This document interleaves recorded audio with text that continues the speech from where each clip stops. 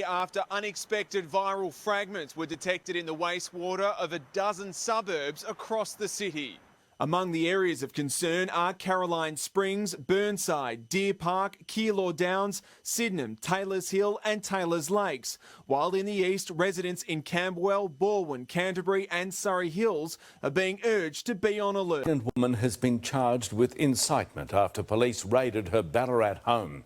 The 28-year-old live-streamed her arrest on Facebook after allegedly encouraging friends to attend a lockdown protest. Search warrant in front of her partner and young children. What's this? Ultrasound in an hour? Yeah, she's pregnant. But Ballarat detectives were determined to question Zoe Bueller after the 28-year-old allegedly created this Freedom Day Facebook event, asking her friends to remember the 5th of September. I wasn't breaking any laws by doing that. You are actually. You are breaking law. That's why I'm arresting you in relation to How can you arrest her? That's in front of my 2 children. The former cleaner turned candle maker has posted that COVID is a hoax, and police allege she was behind an anti-lockdown demonstration similar to those planned in major cities across the world this Saturday. Can't you just say to her, take the post down? Like, come on. I'm happy to delete the post. This is ridiculous. Any device in this house we're taking.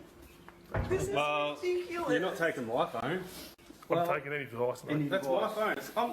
It's nothing to do with her. It's my phone. Yesterday, 2 men accused of planning the Melbourne event were arrested, the RSL slamming the tens of thousands of protesters expected to gather at the Shrine of Remembrance. Exclusive pictures of the stealth police operation which nabbed a woman who'd travelled from Queensland, breaching her home isolation.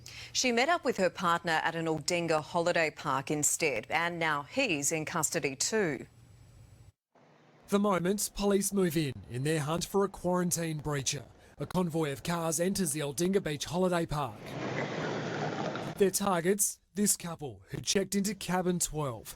The woman had travelled from Queensland. She was supposed to be staying at a different address in isolation. I was sitting in my caravan talking to my mum on the phone, and all of a sudden these police cars just arrived. The operation swift and strategic. Police contacting the park owners early yesterday morning, arranging a secret rendezvous nearby. We helped them, assisted them, gave them a map to get in there and quietly and get them out. Some officers in full PPE as a police helicopter hovered above in case of a runner.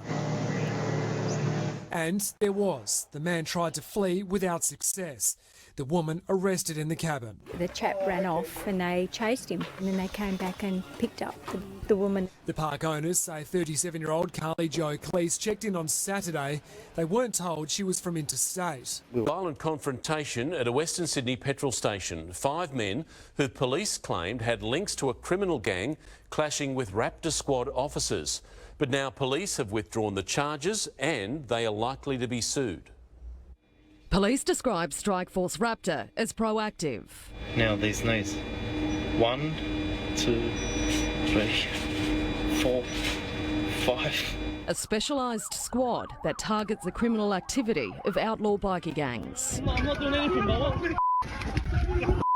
But on this day in September, they were cracking down on offending of a different kind. A group of men who were not wearing face masks. They were Khalid, Hussein and Fadis Raker, along with 2 others. One is arrested before a melee erupts and backup arrives.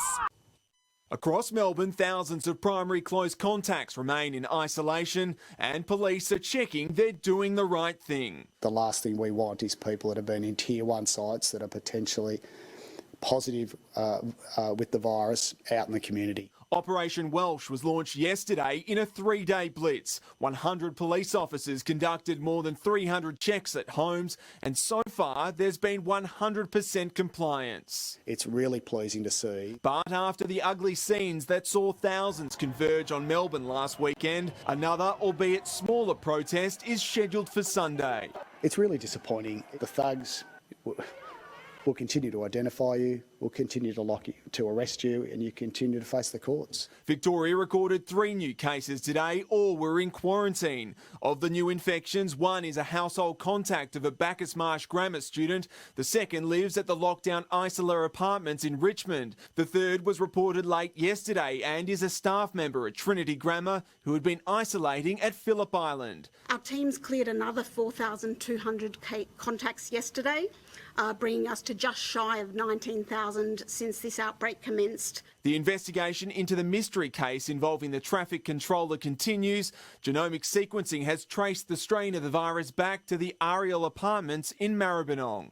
But what that still doesn't answer is what was that source of acquisition, and we'll continue to work hard to identify that source. A Palabar cafe has been shut down and its owner locked out after he was arrested for refusing to comply with COVID rules.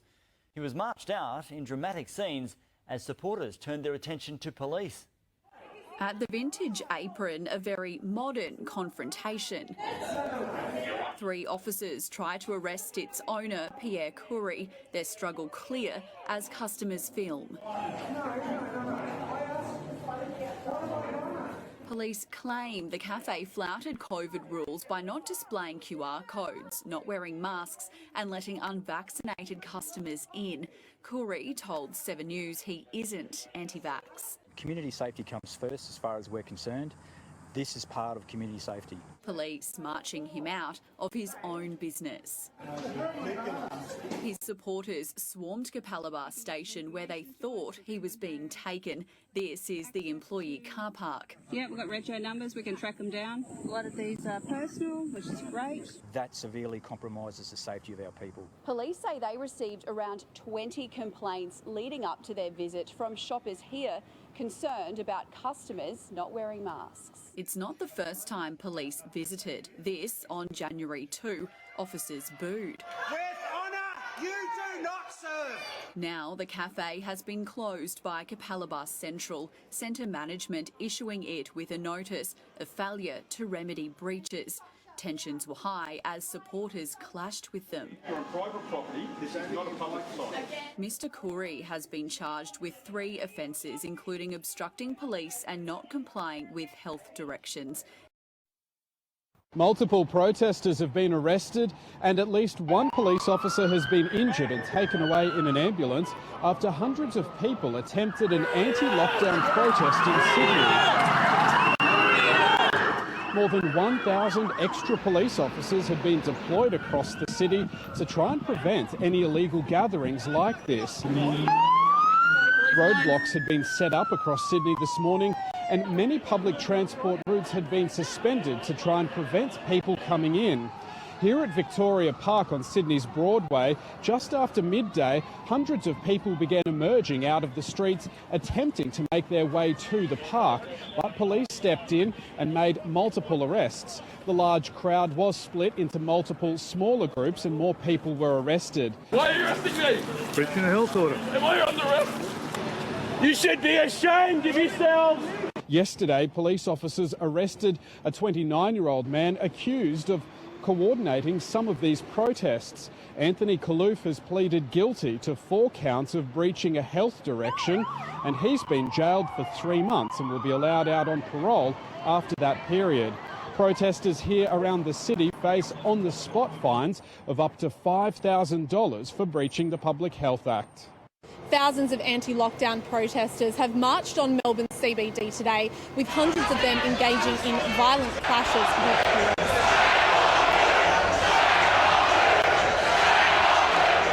The protest has since been broken up, but not before police made several arrests, and the use of pepper spray was quite liberal throughout the protest. Just behind me here at the intersection of Flinders Street and Swanston Street was the scene of a particularly ugly clash between police and protesters, where we understand protesters were throwing flares and bottles and other projectiles at police. Now, we know that the protest has since been broken up, but unfortunately the vision shows that very few protesters were wearing masks, so this will be of real concern to health authorities going forward, with so many wild cases already moving through Melbourne's community while infectious. Fines issued during Victorian lockdowns could be torn up because of a bureaucratic bungle. The Department of Justice is investigating if the officers handing out the fines had the legal power to do so. Oh, shit! With the city under siege and a police force at breaking point, authorised officers were given sweeping powers to fine anyone breaking the rules.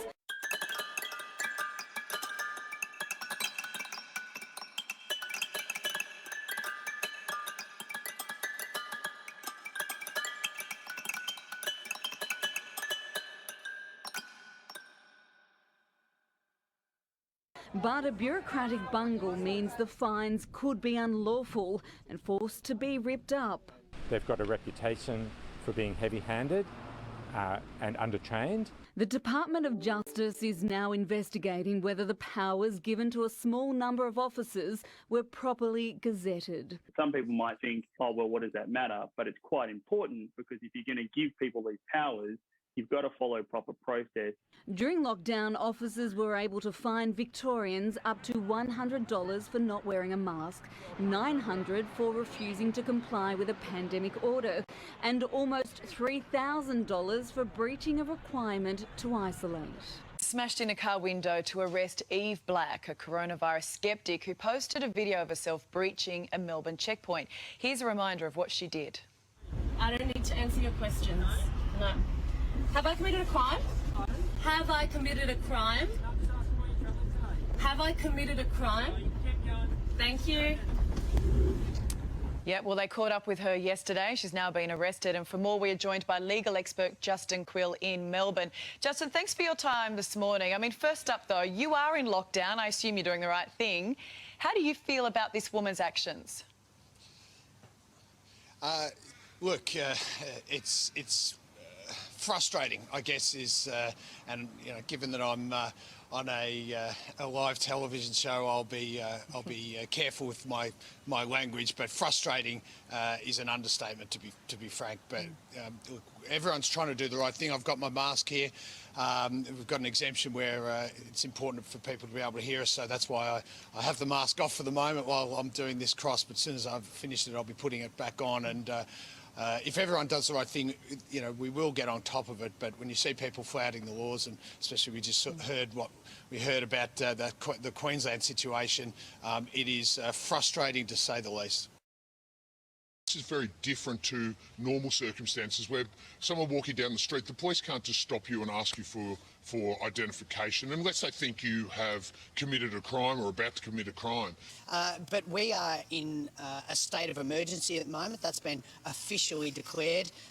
And in Victoria, for example, there's a particular act, the Health and Wellbeing Act, and that sets out all the provisions that apply when we're under a state of emergency. And so where you don't follow the directives of the Chief Medical Officer, Brett Sutton in the case of Victoria, and his delegates, so Victoria Police, then you can be fined some pretty serious fines. Now, at the moment, if I was to walk down the street without a mask, I would be up for 10 penalty units. That's about $1,652. But you can be fined up to 120 penalty units, so it's nearly $20,000 if you continue to flout those laws. So the fines can get pretty serious. 1,652 might not seem like a lot if you don't follow those directives, but they can get ramped up if you continue to do so. Not wearing a mask is $200, it's a lower fine, but other things like going through checkpoints and things like that, it's $1,652.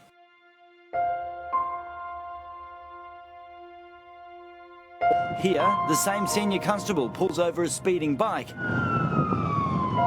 But when a badge is flashed, he realises the rider is an off-duty officer.